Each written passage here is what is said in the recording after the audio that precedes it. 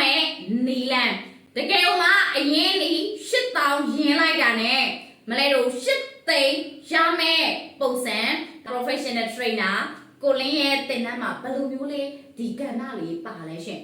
ဒီကဏ္ဍလေးကကိုလင်းရဲ့တင်တန်းကောင်းစဉ်ကစေးရန် service ပေါ့နော်စေးရန် service ဆိုတော့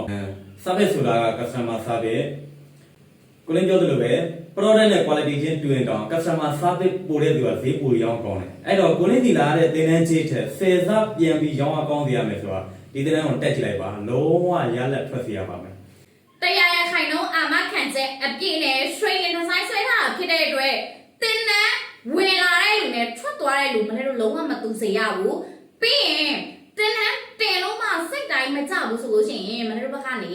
တင်တန်းကြီးကိုအမေးအများမရှိပြန်ပြီးတော့အံပေးပါမယ်အဲ့လောက်ထိကိုမှအာမခံတဲ့တင်တန်းကောင်းတဲ့နာမည်လေးတစ်ချက်လောက်ပြောပြပါဦး စေးရန် service စေးရန် service